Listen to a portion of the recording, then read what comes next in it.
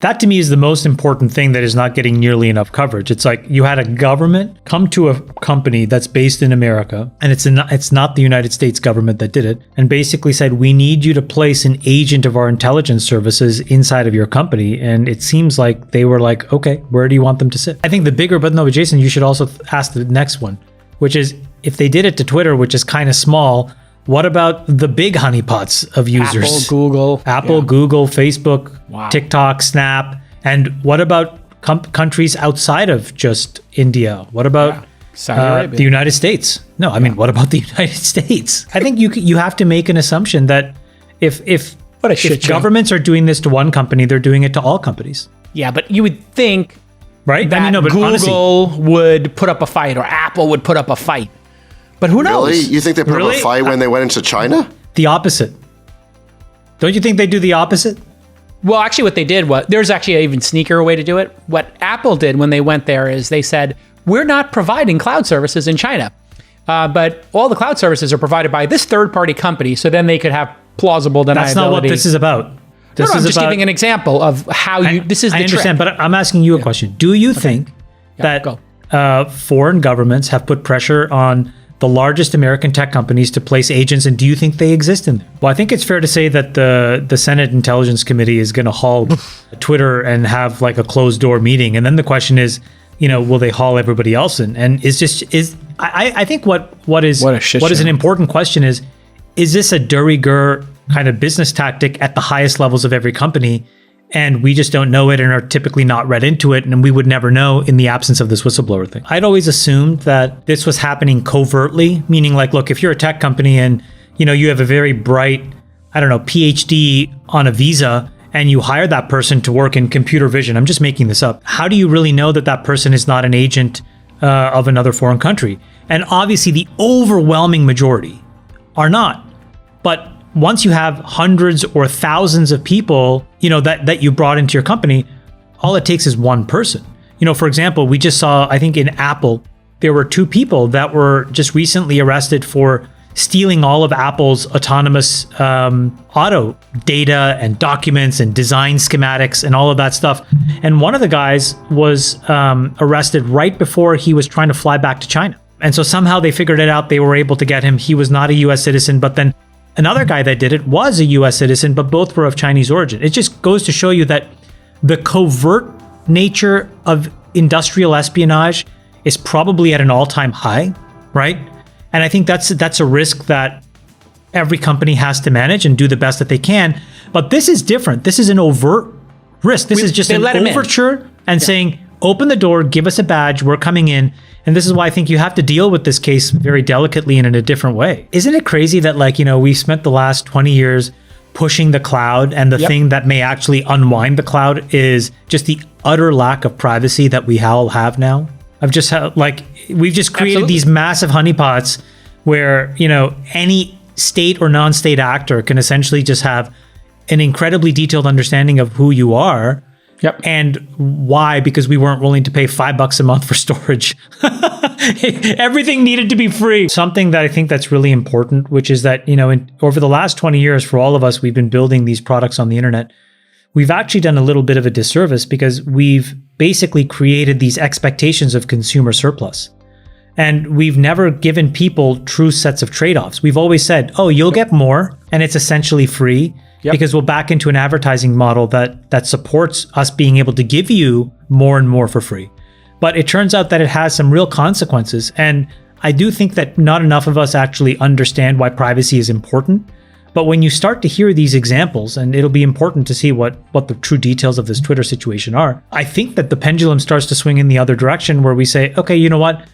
I'll eat out at Chipotle one night a week less. And instead, I'm going to reallocate that money to making sure that I have, some amount of privacy. Apparently, it takes 4 months for them to turn on their COBOL written software that runs these loan servicing apps. Almighty. So no, to push the change takes 4 months. It's going to take 4 months to restart the software that calculates your loan balance and is able to print a bill. Bloomberg had a report that said that we passed the Inflation Reduction Act. We talked about it last week, but one of the key pillars of that is that there's a $300 billion of expected revenues coming in, and we essentially turned around and just gave that back.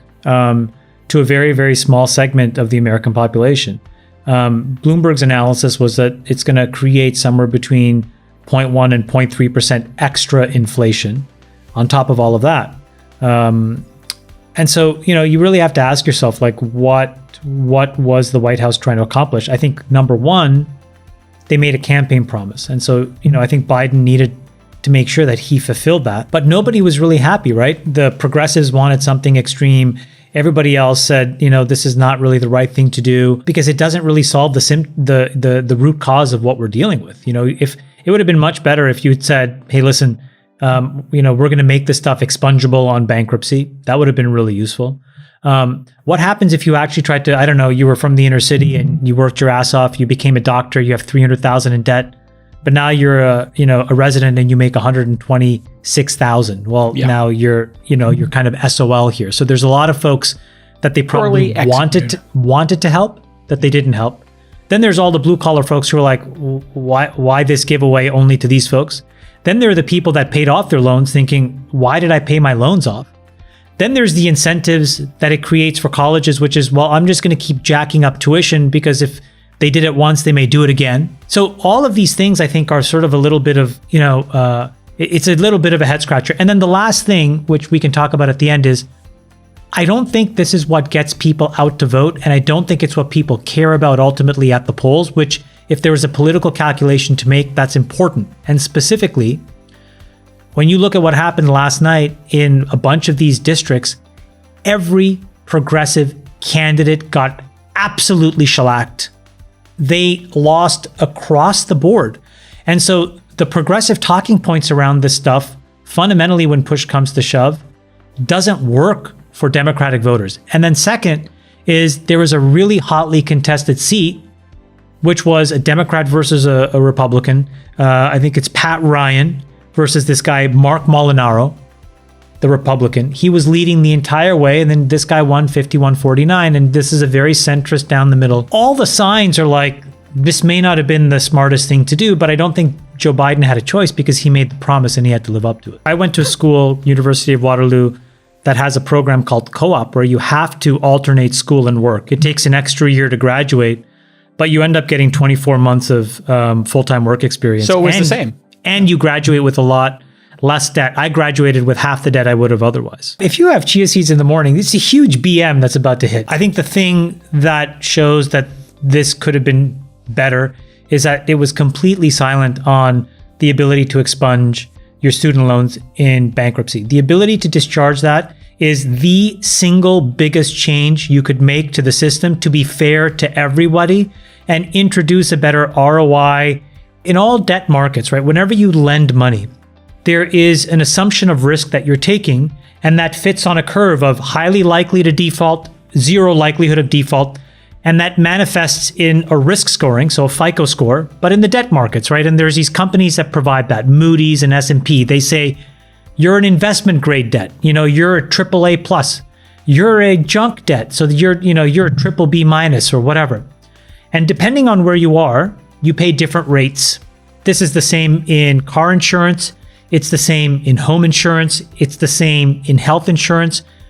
But in all of those cases, if you go upside down, you can declare bankruptcy and you can discharge those debts. Here, we don't have that idea. So if you go bankrupt for whatever reason, this debt will stay with you forever, which is deeply unfair. Second is if you actually flipped it and you could allow it to be discharged, then the companies that provided these loans would be forced to risk score you.